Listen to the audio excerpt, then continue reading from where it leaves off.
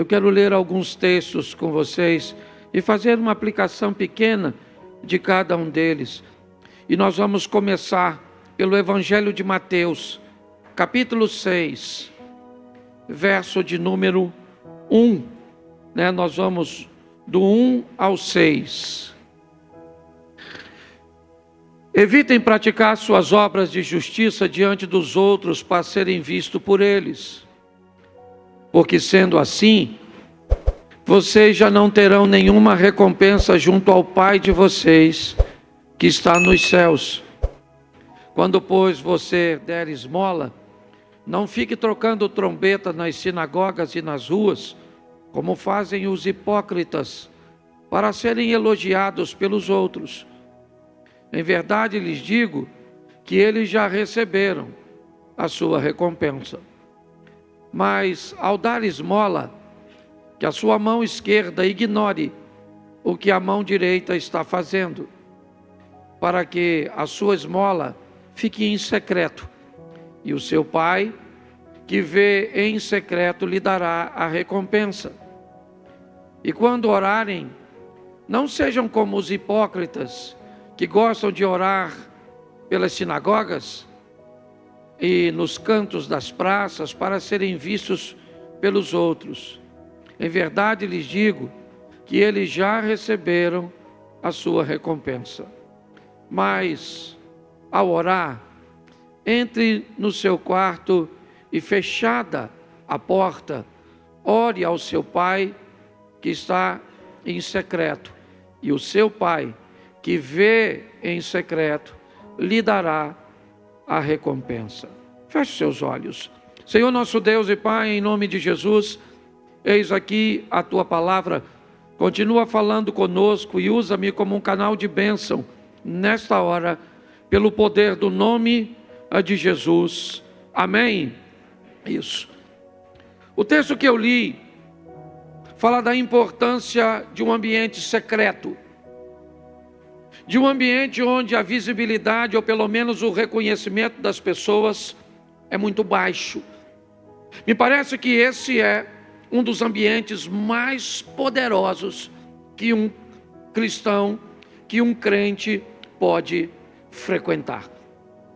Você vê que nós vimos alguns exemplos na recomendação do próprio Jesus, de como nós deveríamos nos esquivar de fazermos determinadas coisas e desejarmos o reconhecimento, seja dar esmola ou abençoar outra pessoa, oferecer a ela um donativo ou até mesmo a nossa oração.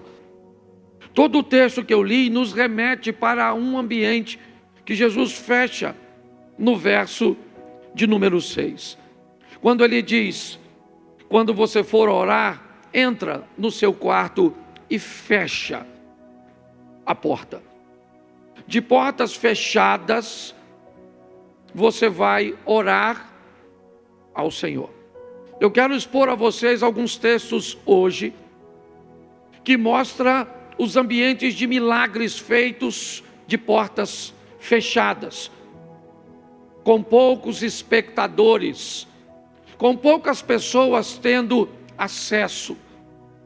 Coisas que aconteceram na intimidade, porque envolviam um grupo pequeno de pessoas, ou situações extremamente desafiadoras.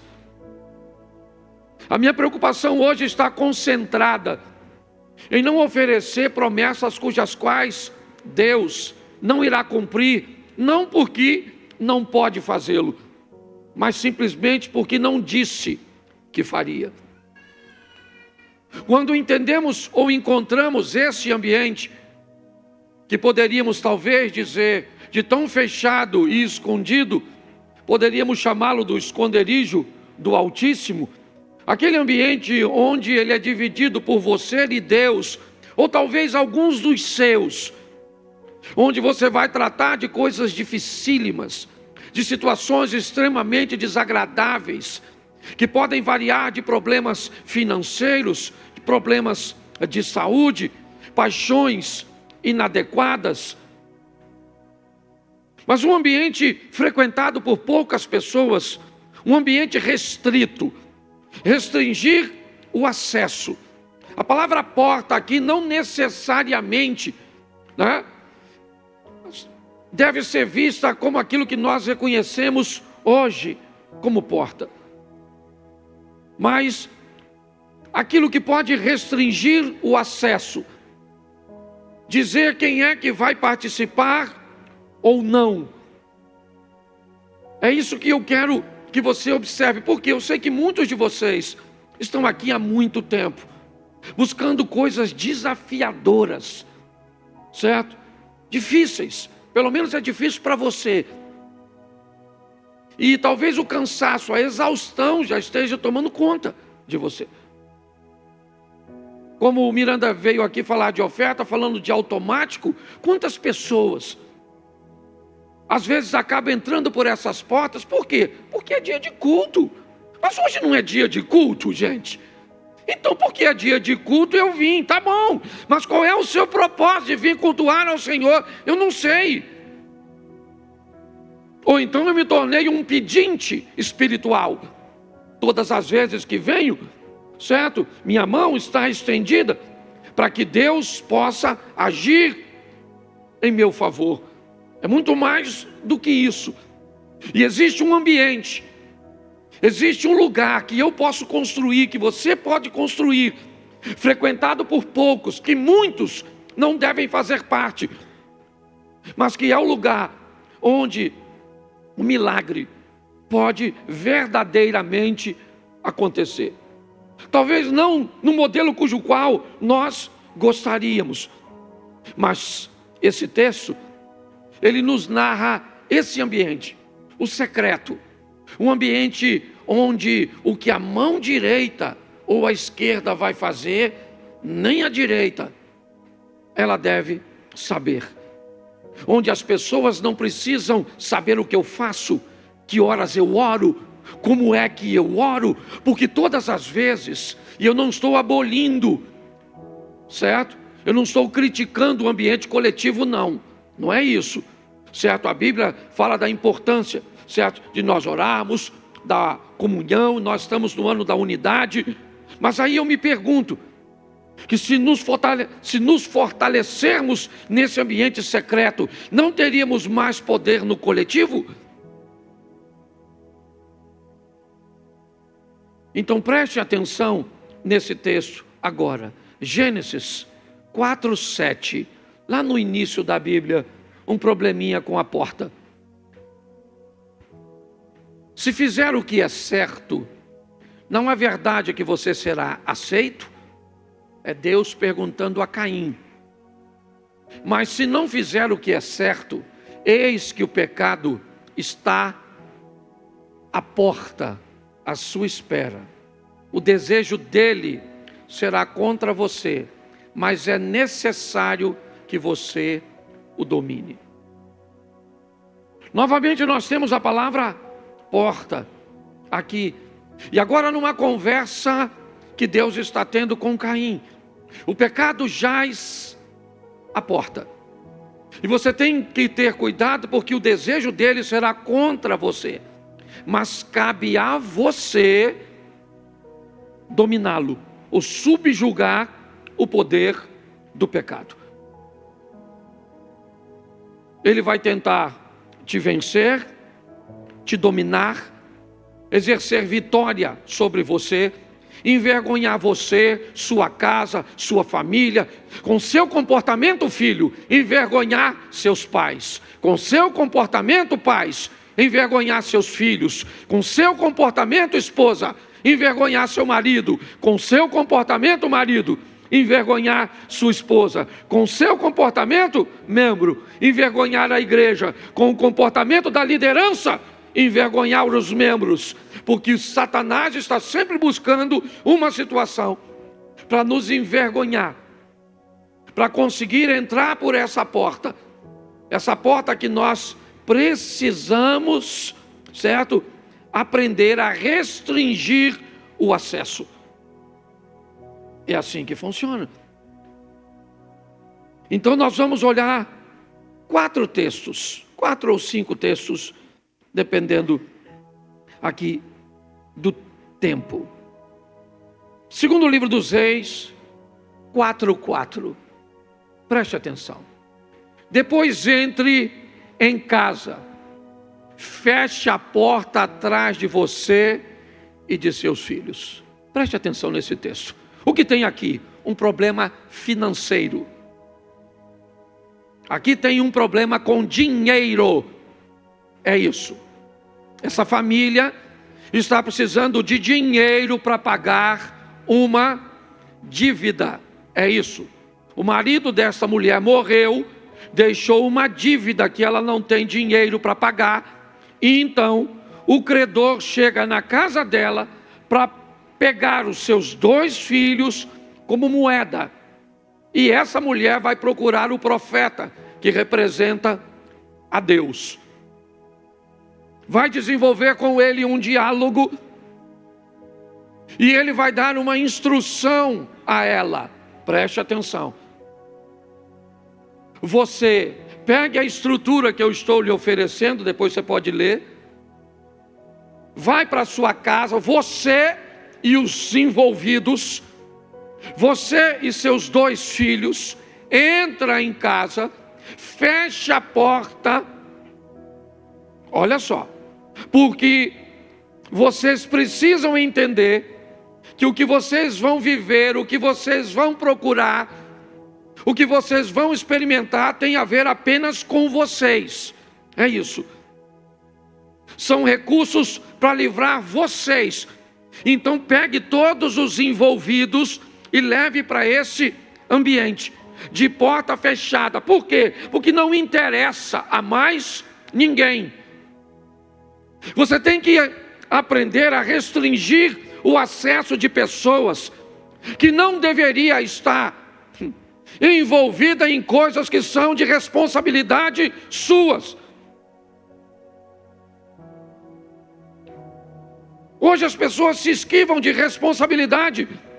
Eu estou vivendo isso por causa, estão me perseguindo no trabalho, é por causa da crise econômica, é por causa do que fez o Trump, é por causa do Bolsonaro, do Lula, da recessão, é por causa do pastor, é por causa do meu marido, é por causa da esposa, é por causa dos filhos, é por causa... As pessoas começam a colocar todo mundo num ambiente cujos qual eles não teriam que estar, porque se você está com uma crise, se o problema é com você ou com alguns dos seus, coloque isso para funcionar de forma correta. Deus disse através do profeta: pega você, seus 2 filhos, a estrutura que eu disse para você montar. Você já montou a estrutura? Já. Você já foi na casa do vizinho, você pediu, você obedeceu, seguiu as instruções que eu te dei? Já está tudo dentro de casa, está. O azeite, a botija que tem um pouquinho de azeite, está aí? Está. E agora, o que eu faço? Agora fecha a porta. Fecha a porta. Preste atenção, que lugar é aquele? Que lugar é a casa dessa mulher agora, Abner? É o lugar da obediência. O profeta não mandou a mulher orar a Deus para que o azeite multiplicasse. O que tinha dentro daquela casa era o poder da organização e da obediência. E pronto. O que ele disse? Pega o vaso que tem azeite, né, e joga no vaso vazio. Isso. E quem é que fazia isso? A mulher e seus 2 filhos. Quem é que fez o milagre acontecer? Os 3, certo? De porta fechada. Pare de trazer desculpas, vitimização, responsabilidade, que não existem.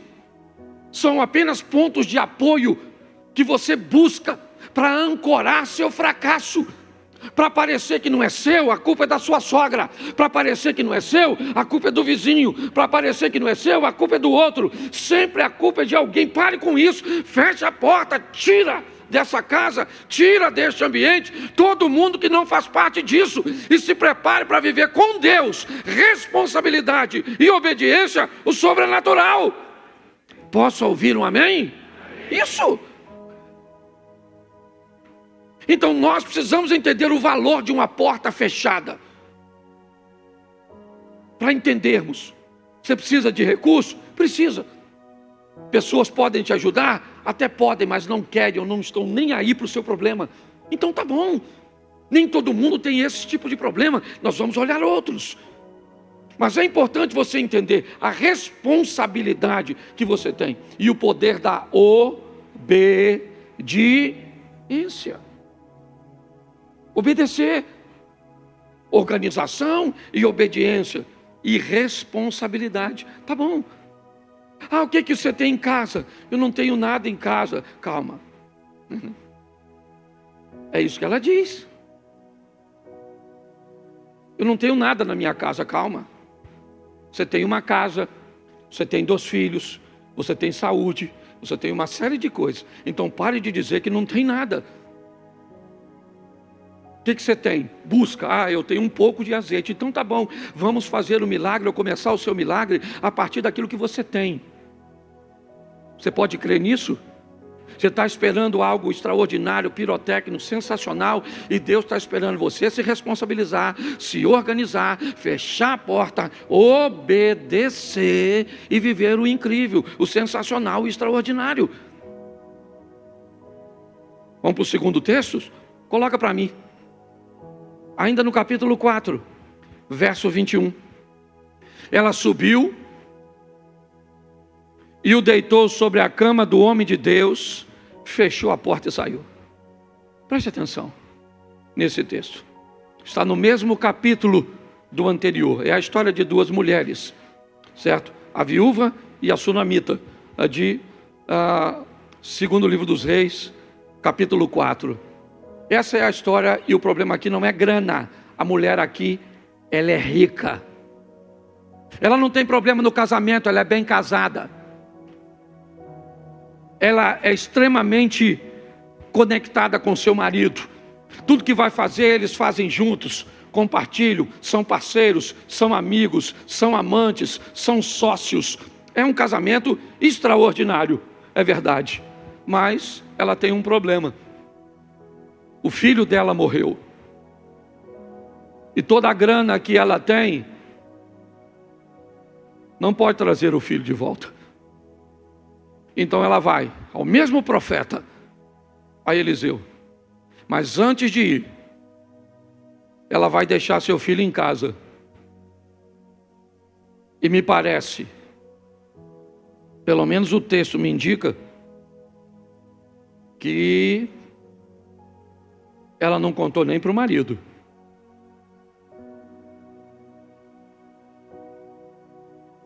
Ela não contou para o marido, provavelmente porque o dia que Eliseu disse que ela ia ficar grávida, o marido não estava. Só chamou ela na porta. Então ela sabe que a responsabilidade é dela.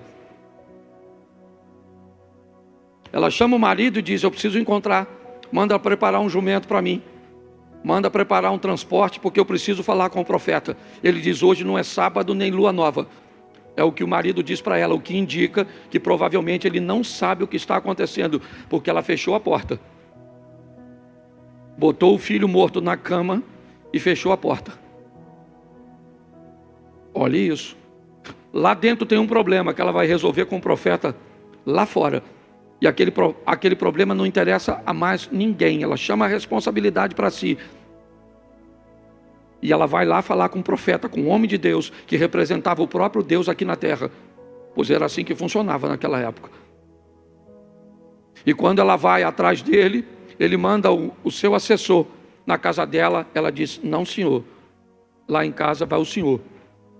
A porta está fechada. Eu vim aqui para levar o senhor para a minha situação. O que eu estou vivendo ninguém pode resolver. E eu não vou ficar conversando com ninguém. Você lembra quando ela está chegando perto? Eliseu diz para Geazi: vai lá e pergunta a ela o que está acontecendo. E ela perguntou: vai bem contigo? Vai bem com teu filho? Vai bem com teu marido? E ela respondeu o quê? Por que ela respondeu vai bem? Ia bem sim ou não? Ia bem sim ou não? Mas ela disse que ia bem? Por quê? Porque ela não queria perder tempo. Ela não queria contar seu problema para quem não resolve. Para de murmurar, para de reclamar. certo? Vá direto, fecha a porta. Você está entendendo? Coloque seu problema, você, seu problema e Deus. E Deus é o Todo-Poderoso, misericordioso, Ele te ama. Você é filho, você é filha dEle. Está na hora de você viver o incrível, o sobrenatural, o extraordinário. Não porque alguém prometeu ou profetizou na sua vida isso, mas porque você resolveu e descobriu que há um endereço onde você é capaz de ficar sozinho, sozinha com Deus. E Deus se levanta do seu trono para agir em seu favor. Nós precisamos fazer isso. Agora o profeta está na casa dela. O menino está morto. É verdade. Botou na cama do profeta. Foi lá que ela colocou. Porque, você lembra quando ela recebeu o profeta? Você lembra para quem aquele quarto foi construído? Lembra? Vejo que este que passa por nós é um santo homem de... Ela fez um quarto para Eliseu? Não, ela fez um quarto para Deus, o Deus que estava em Eliseu.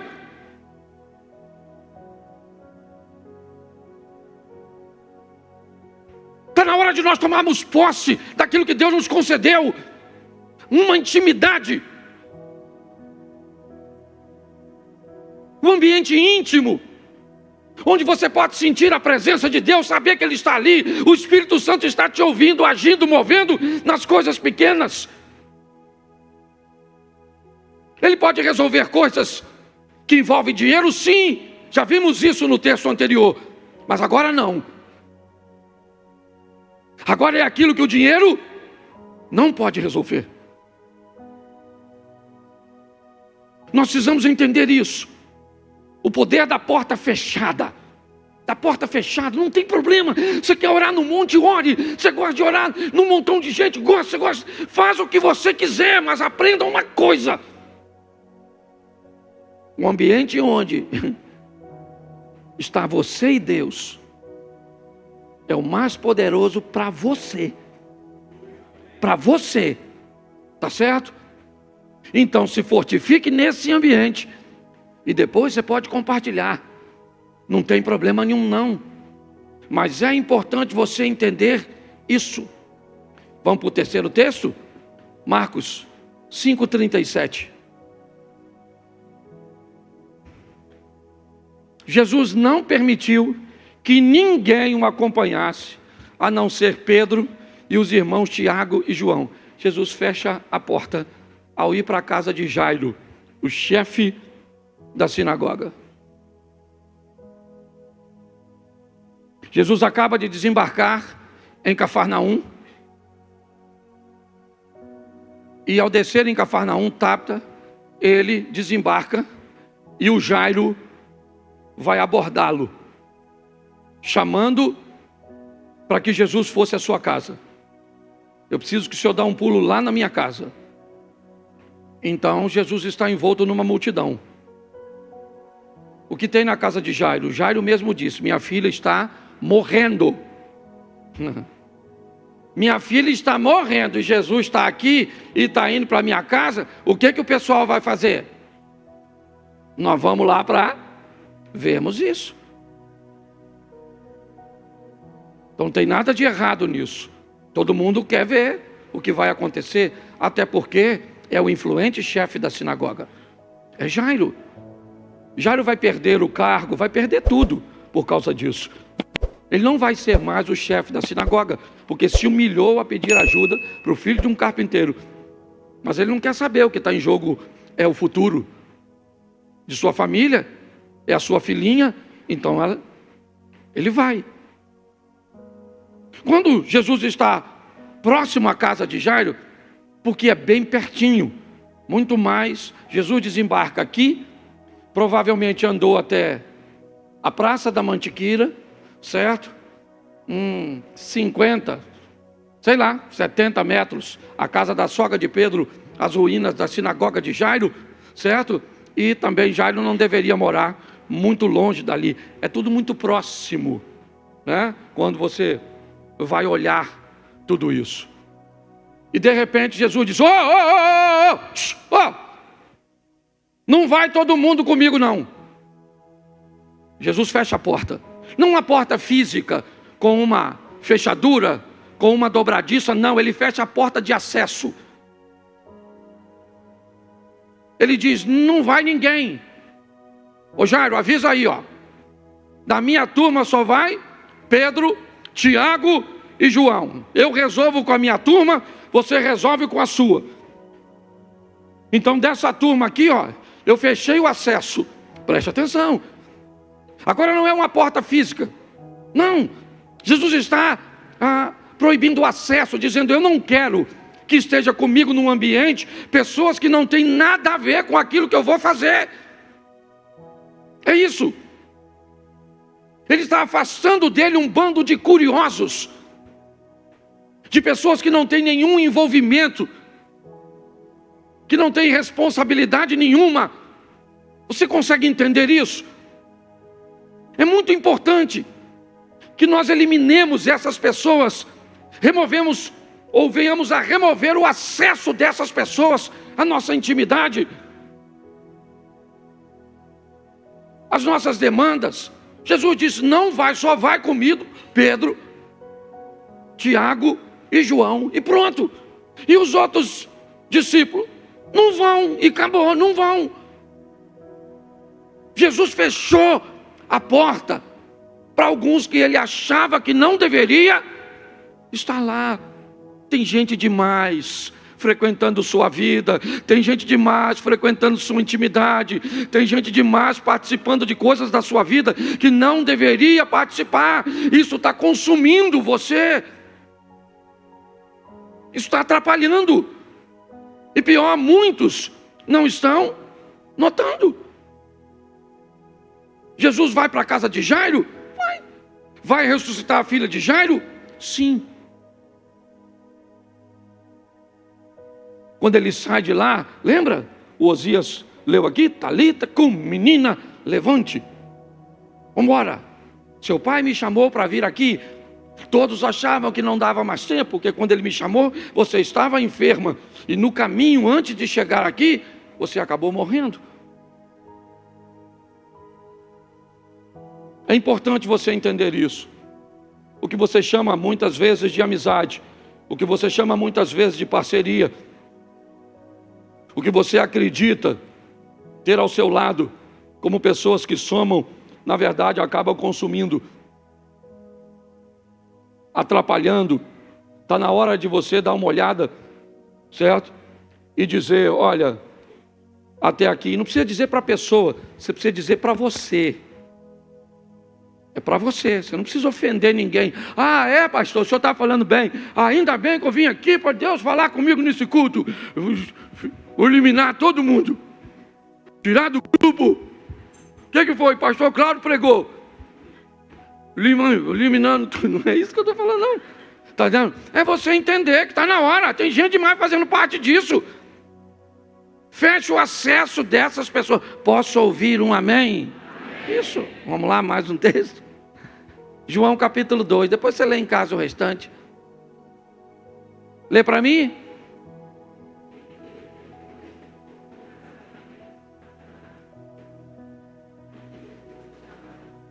Isso. 3 dias depois houve um casamento em Caná.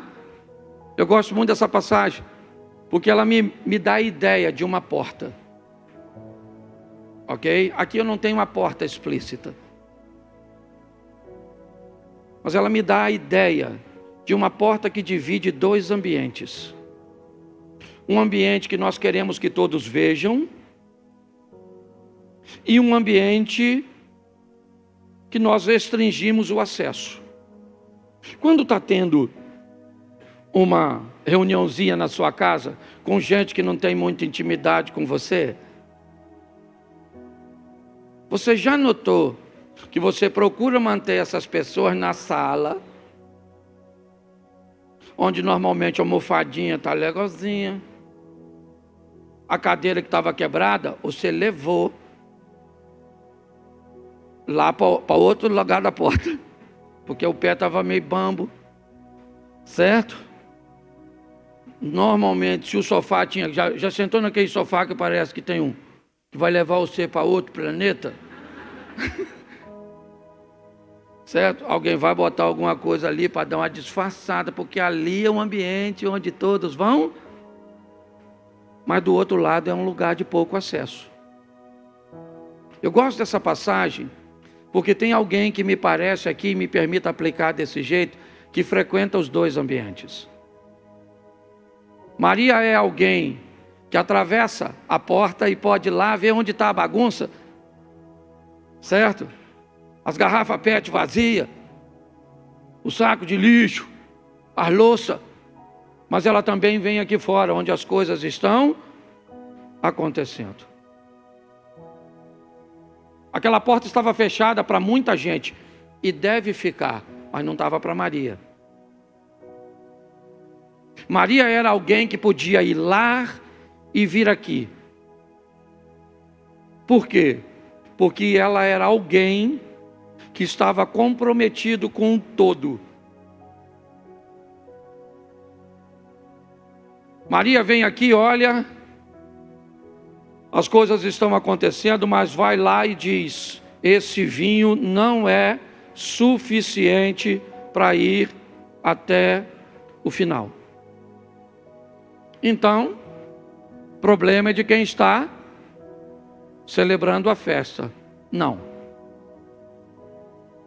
Eu gosto desse texto porque ele me expõe a uma divisão de um ambiente onde eu preciso escolher e ter pessoas que possam ir e voltar, mas que possam me dizer, porque preste atenção, qual é o problema que nós enfrentamos hoje nesses ambientes? Vou te dar um exemplo. O Abner fez algo de errado, as pessoas falam comigo. O Sidney fez algo de errado, as pessoas falam comigo. O Isley fez algo de errado, as pessoas falam comigo. Certo? Se eu faço algo de errado, as pessoas falam com o Abner. Ou seja, qual é a grande questão? Nós estamos precisando de gente que esteja comprometido com o todo. A maioria de nós estamos muito comprometidos conosco. Eu vou te falar o que está acontecendo, mas se alguém perguntar, não fala que fui eu. Mas eu só estou falando porque eu quero o bem-estar da igreja. Você está de brincadeira. Você não está pensando na igreja, você está pensando em você. Porque se você estivesse pensando na igreja, quando você visse algo de errado, a primeira coisa que você faria era ir na pessoa e dizer para ela como é que funciona, com amor, com carinho, com respeito, sim ou não. Isso. Talvez seja muito difícil achar essas pessoas. Gente que tem coragem de dizer que pode, que está envolvida com a situação, sabe? Maria vai lá, vem aqui, a festa não é dela, não é Jesus que está casando, não é Judas que está casando, não é Tiago, irmão de Jesus, não é ninguém, não é nenhum de seus filhos que está casando, ela está lá, mas o texto diz, ela não precisou de convite, estava ali Maria, mãe de Jesus. A mãe de Jesus estava ali, olha o verso 2, Jesus também foi, Maria não foi, Jesus foi. Provavelmente ele foi convidado por causa dela. A família que estava celebrando era alguém próximo a ela. Mas quem ela é? Ela é uma pessoa valiosíssima nesse ambiente de portas fechadas, de poucos acessos. Ele é alguém que pode entrar do outro lado e vem aqui fora, ver o que está acontecendo e não vai levar conversa para terceiro, não vai fazer fofoca, não vai fazer fuxico, porque nós não estamos precisando de gente para fazer isso. Nós precisamos de gente comprometida conosco, que torce por nós, que nos ajuda a vencer. Não adianta ter alguém do teu lado, é melhor ser 2 do que 1. Espera aí. Vamos cuidado com esse segundo que vai vir para perto de você. O que nós precisamos entender aqui é que precisamos restringir, ou pelo menos selecionar, sabe? Ela é tão selecionada que ela não precisa de convite. Ela é alguém de casa, ela é alguém de perto. E quais são as qualidades de Maria nesse ambiente? Ela é alguém que pode frequentar a minha intimidade, pode saber quem eu sou, pode saber como eu fico nervoso, quando eu fico nervoso, pode saber quem eu sou, certo? Nos meus negócios. É alguém que sabe. E mesmo há um tempo atrás, eu não estava bem, eu tinha chegado de viagem. E eu cheguei no trabalho, no sítio, e eu vi algo que não me agradou. Eu precisava usar. Eu tinha uma ferramenta e eu tinha 5 baterias para essa ferramenta. E quando eu fui usar essa ferramenta, nenhuma das 5 baterias estavam carregadas. E aí, eu não estava bem, eu me explodi. Eu explodi, fui grosso, fui ríspido. E aí o rapaz que trabalhava comigo no dia seguinte pediu para ir embora, com toda razão. E eu achei que ele tinha razão de ir embora, porque eu fui grosso. Ele trabalhava comigo há quase 4 anos, e eu fui grosso com ele. Então eu não fui legal, eu não fui cortês. Eu nunca tinha agido daquele jeito, mas naquele dia eu agi. Então quando ele foi embora, obviamente que eu fiquei muito triste. E comecei a ponderar e perguntar se não era importante que eu me desculpasse e que pedisse a ele para que não fosse embora. E para minha surpresa, nas minhas orações, eu recebi uma instrução de Deus: não tenha perto de você pessoas que não são capazes de entender que você pode ter um dia difícil. Deixe ele ir embora, pague tudo a ele, peça perdão a ele, mas ele não deve trabalhar mais para você, porque ninguém que só é capaz de conviver com seu dia bom merece estar com você todos os dias, porque você nem sempre vai ter um dia. E eu fiz dessa forma, paguei tudo, certo? Nunca toquei nesse assunto, estou contando isso hoje aqui, mas nunca, não estou usando o nome, certo? Mas ele não soube lidar com o meu dia ruim. Então não pôde, ele teve acesso a uma intimidade minha que ele não conhecia, a uma pessoa que ele não estava, e isso pode acontecer. Por que é que você tem tantos problemas às vezes no seu casamento? Por quê? Porque seu cônjuge, certo? Ele vê o pior lado seu, ele também vê o melhor. Às vezes não valoriza, certo? Mas, e quem não sabe lidar com seu dia ruim, certo? Não está apto para viver com você. E é assim que funciona. Maria era alguém que podia cruzar essa porta, podia, porque tinha acesso. Eu não sei se Jesus tinha, não sei, mas provavelmente não tinha. Provavelmente Jesus aqui como ser humano não teria autoridade nem intimidade para cruzar aquela porta, porque eu não estou falando de coisas espirituais, gente, não espiritualiza. Você tem que ser capaz de selecionar suas amizades, suas sociedades, quem vai estar perto de você, de seu casamento, de seus filhos. Você precisa saber o que é que está entrando na sua casa, certo? Por televisão, por dispositivos. É assim que funciona. Então feche a porta, porque esse ambiente de porta fechada, esse ambiente recluso, restrito, ele determina o sucesso. Maria foi lá dentro e viu, não tem vinho. Então ela foi lá fora e disse para Jesus: eles não têm mais vinho.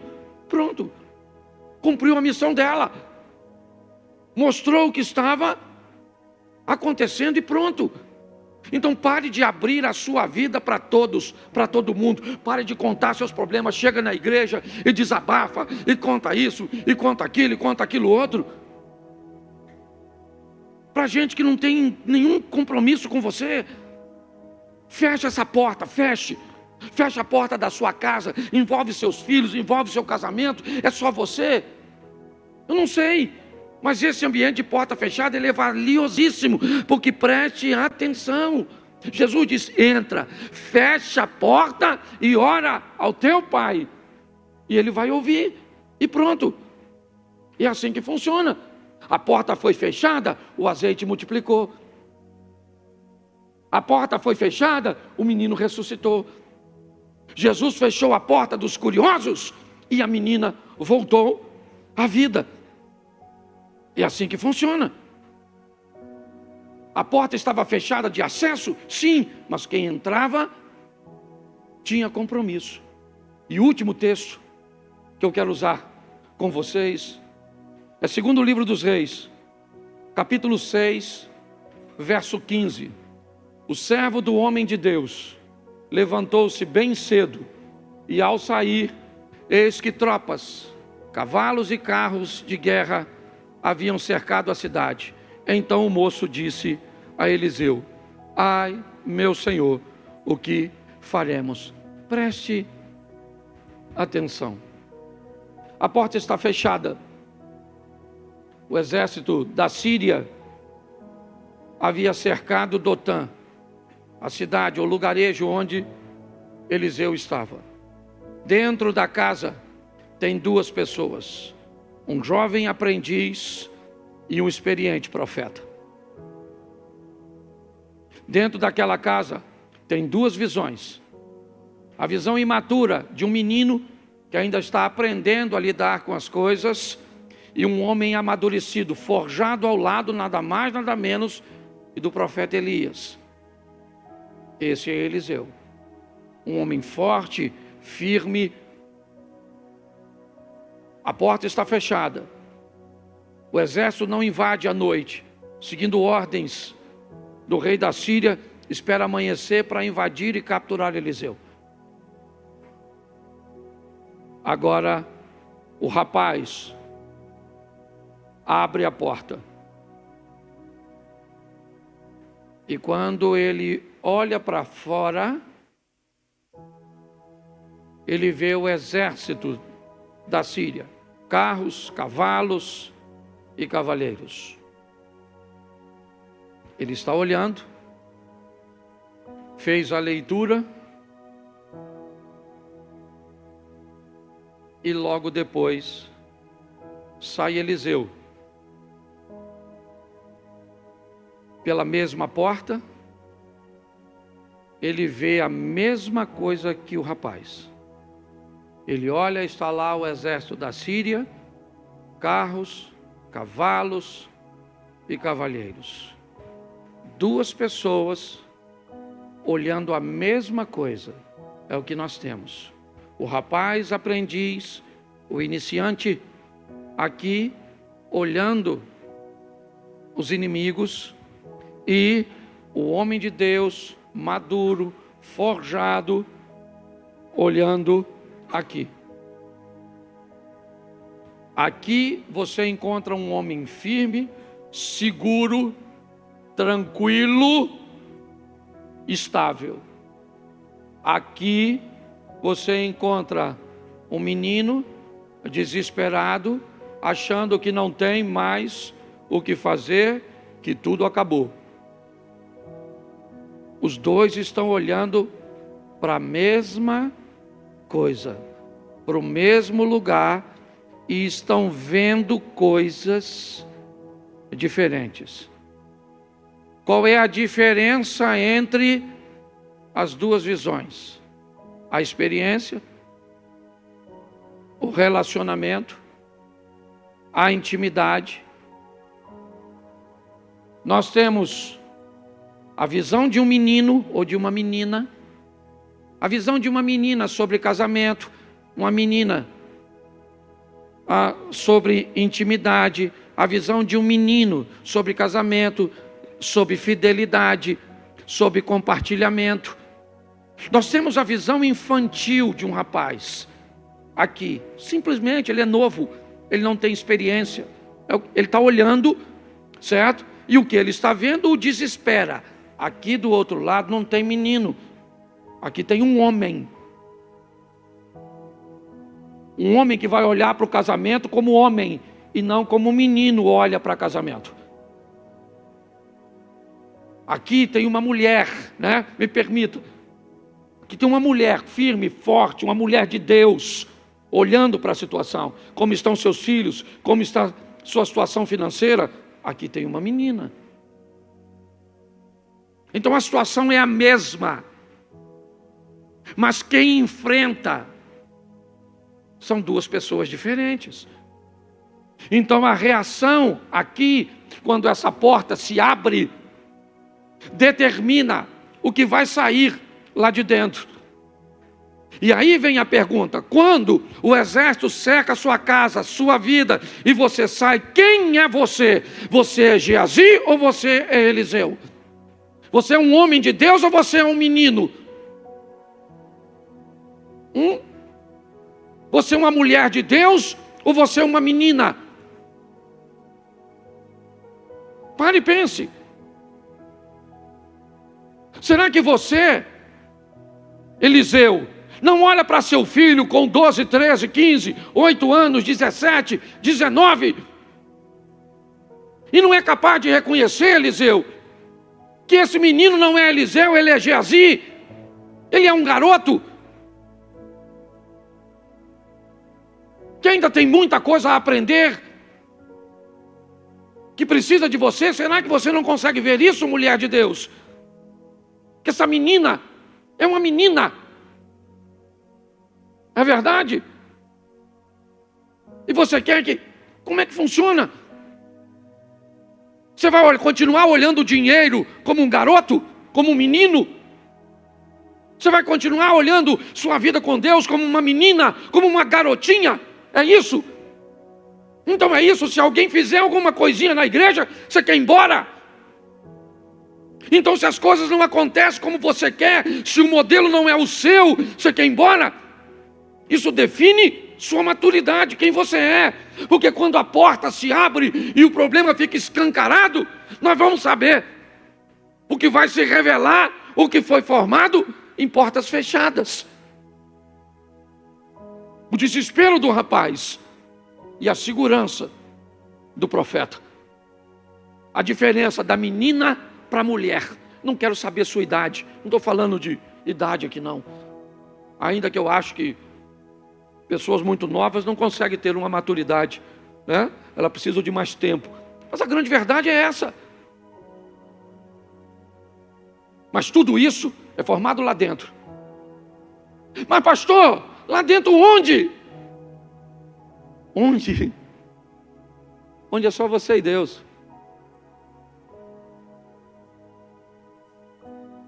É só você e Deus.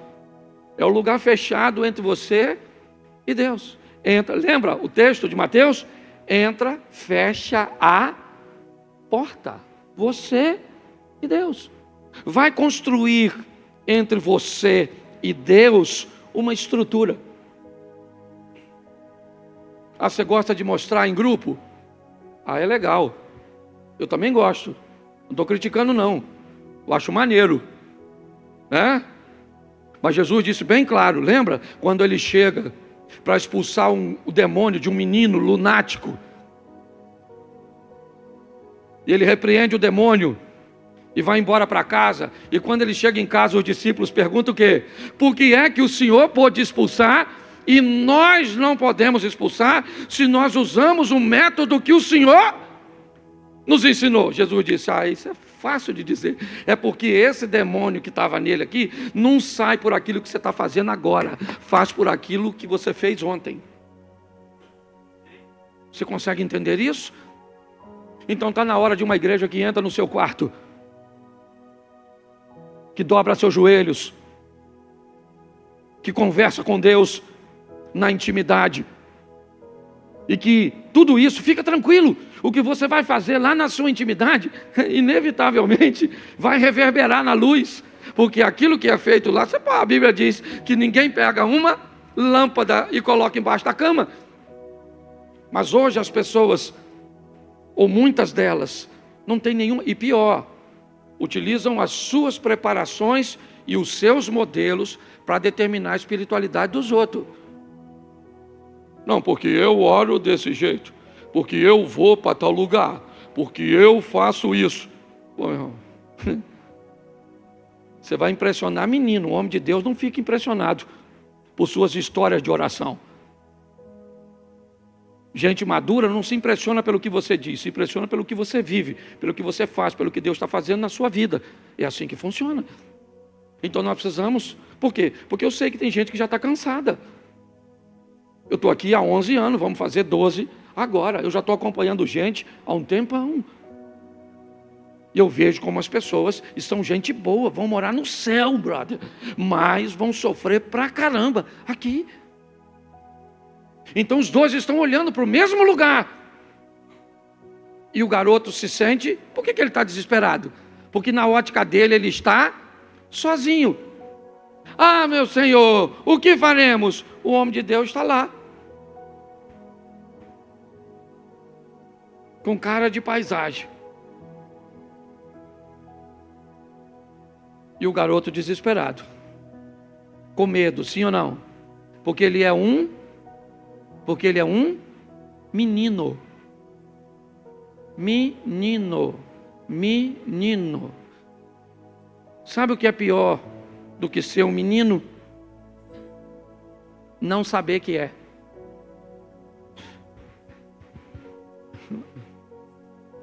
Você sabe uma das coisas mais poderosas de quem lê e de quem estuda? É o reconhecimento de que não sabe basicamente nada. Por isso continua lendo, por isso continua estudando. Porque quanto mais você sabe que... Agora preste atenção. Quanto menos você sabe, mais você acredita que sabe. Por isso que a tendência do burro, e me permito usar essa palavra agressiva, é ficar mais burro, porque ele pensa. Por quê? Certo? Porque ele pensa que sabe. E quem sabe, sabe que sabe alguma coisa, mas que ainda tem muita coisa para saber. É assim que funciona. Então, olha só, é a maturidade. O garoto está olhando e Eliseu está olhando. Mas quem é o garoto? O garoto é o aluno do Eliseu. Para de tremer, garoto. Frouxo. Foi isso que Eliseu falou? Não. Senhor, está na hora. Deixa esse menino ver. Mostra para ele que o Senhor está presente. O Senhor estava presente, sim ou não? O garoto via? Eliseu via? O garoto via? Eliseu via? O garoto via? Eliseu via? Isso aí. Porque na hora da luta tem gente que vê e tem gente. E quem não vê está desesperado. E quem vê? Quem vê? Parece que você fumou.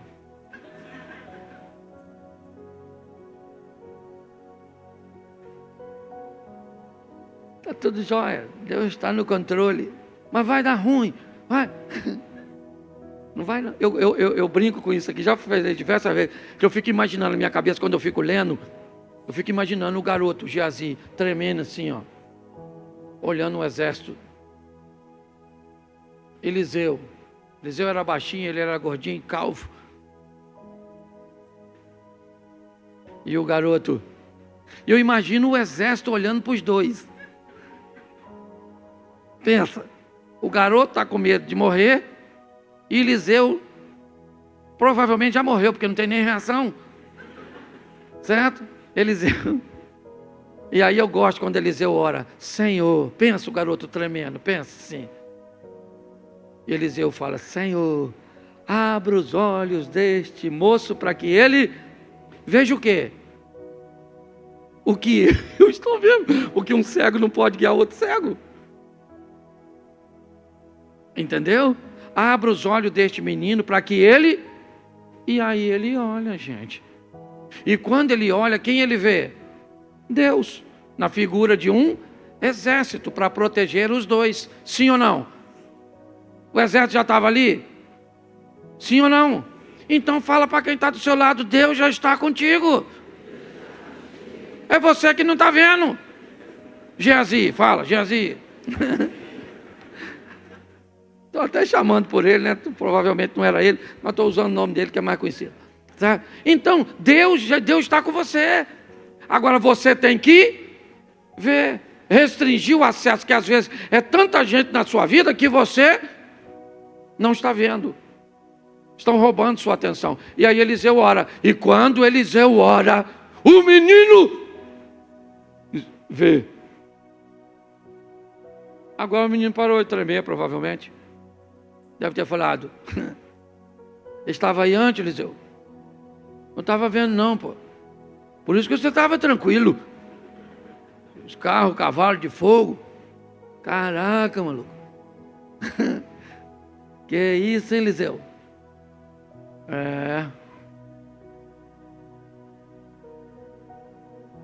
Vem aí. Não, pode vir agora. Chega aí, cavaleiro de fogo. Parece até esses filmes de terror, não parece o cavaleiro sem cabeça? A minha cabeça fica pensando nas coisas. Só Jesus. Um dia eu vou esclarecer isso na glória. Eu vou querer saber como é que era esse negócio. Pensa. E pior, olha só, Eliseu agora faz o seguinte: Senhor, abre os olhos dos meninos. Deus abriu? Abriu sim ou não? E olha o que Eliseu fala agora. Agora, Senhor, fecha os olhos desse exército.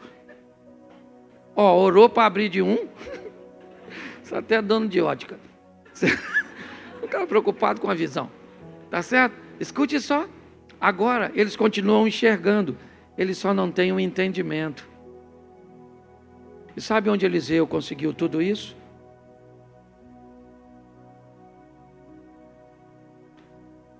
Vê a trajetória desse cara. Arando, quando de repente Elias passa, Eliseu diz: eu preciso me despedir da minha família, porque eu não vou voltar mais, eu sei que o que Deus está me chamando é para um caminho sem volta, então eu não posso voltar para essa profissão, eu não posso voltar para esse ambiente, então me permita acabar com todo o vínculo que me mantém aqui. Eu mato os bois, pego o aparelho, faço uma fogueira, dou uma festa, digo para meus pais, meus amigos, digo para mim mesmo, digo para o mundo espiritual que para onde eu estou indo não tem volta. Então ele faz isso. Dali ele vai a Gilgal, onde começa a trajetória. Gilgal, Betel, Betel, Jericó, Jericó, Jordão, Jordão, ele atravessa, certo? E vai receber de Deus a unção. Uma vida,